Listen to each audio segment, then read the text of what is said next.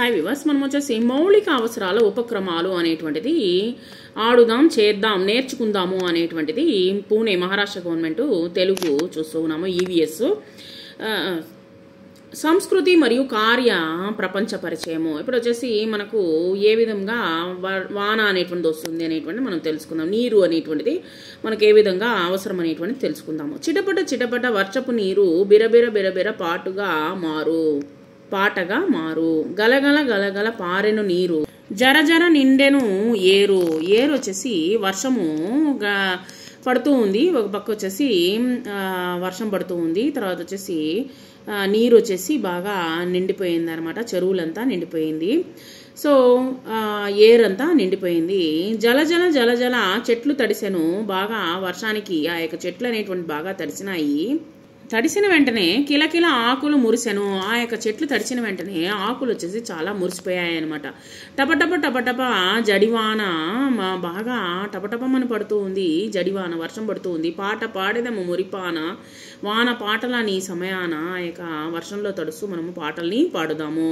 ఇక్కడ చూడండి, రంపంతో చెక్కను కోస్తున్నారు. కార్య ప్రపంచము అంటే ఒక్కొక్కరు ఏ ఒక అనేకమైనటువంటి వృత్తులు చేసుకొని మన యొక్క బ్రతుకు అనేటువంటిది ఇంకా అంటే సాగిస్తూ ఉంటారనమాట. అంటే పనికి వెళ్తేనే మనకు డబ్బు అనేటువంటిది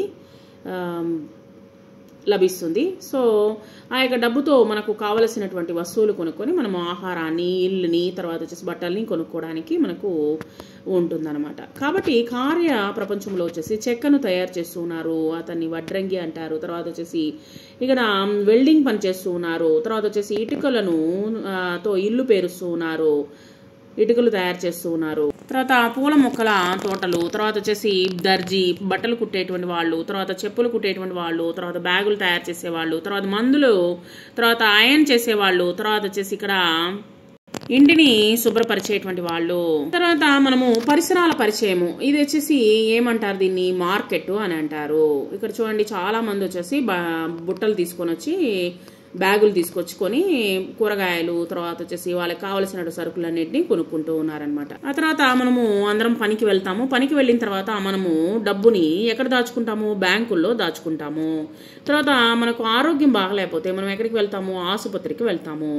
కిరాణా దుకాన్ అంటే వచ్చేసి మనకు కిరాణా సామాన్లు, ఇప్పుడు బియ్యము, పప్పు, నూనె ఇలాంటి వస్తువులు, మసాలా సంబంధించినటువంటి వస్తువులన్నీ కావాలి అంటే మనము ఇటువంటి కిరాణా షాపులకి వెళ్తాము. తర్వాత తరగతి అలంకరణ. ఇప్పుడు వచ్చేసి మనము మీకు ఏ తరగతి నచ్చుతుందో దాని కింద టిక్ అనేటువంటి పెట్టండి. ఇప్పుడు చూడండి, మొట్టమొదటిది వచ్చేసి ఏ విధంగా ఉంది, పెద్దగా ఏమీ డిజైన్ అనేటువంటిది లేదు. రెండవది వచ్చేసి ఎట్లా ఉంది, బాగా అందంగా డిజైన్ చేసి చక్కగా తీర్చిదిద్దుకున్నారనమాట తరగతి గదిని. తర్వాత ఫస్ట్ దానికి వచ్చేసి ఇంటూ పెట్టండి, రెండో దానికి టిక్ పెట్టండి.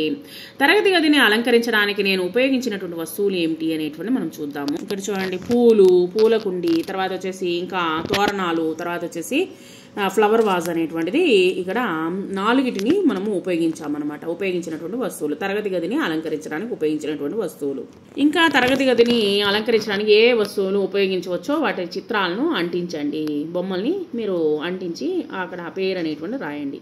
ఇక్కడ చూడండి, మనకు మటుకే కాదు, జంతువులకు కూడా నీళ్ళు అవసరం అనమాట. పక్షులకు కూడా నీళ్ళు అవసరము. నీటిని తాగేటువంటి పద్ధతి చూడండి. ఇక్కడ వచ్చేసి కోడి ఏ విధంగా తాగుతుంది, తర్వాత ఏనుగు ఏ విధంగా తాగుతుంది, తొండంతో తీసుకొని తాగుతుంది అనమాట. తర్వాత మనము గ్లాసులో పోసుకొని తాగుతున్నాము.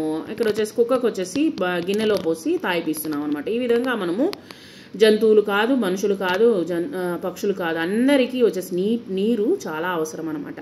ఇక్కడ చూడండి, నీరుని సేకరించేటువంటి పద్ధతి ఇక్కడ చెప్పడం జరిగింది. చూడండి, బ్రిడ్జ్ ద్వారా నదుల్లో వచ్చేటువంటి నీటిని జాగ్రత్తగా వాటిని వచ్చేసి బ్రిడ్జుల్లో దాచిపెట్టి, తర్వాత వచ్చేసి వాటి ద్వారా కరెంట్ అనేటువంటిది కూడా తీస్తాము అన్నమాట. తర్వాత వచ్చేసి ఇక్కడ పెద్ద పెద్ద ఈ యొక్క ట్యాంకులు, తర్వాత వచ్చేసి ఇంట్లో బోర్ వాటరు, తర్వాత వచ్చేసి నీరు, కొళాయి వాటరు, తర్వాత ఇవన్నీ ఫౌంటైన్స్ అనేటువంటిది అలంకరణకి ఉపయోగిస్తామన్నమాట. ఈ విధంగా మనం వచ్చేసి రకరకాలుగా మనము నీటిని ఉపయోగిస్తాము.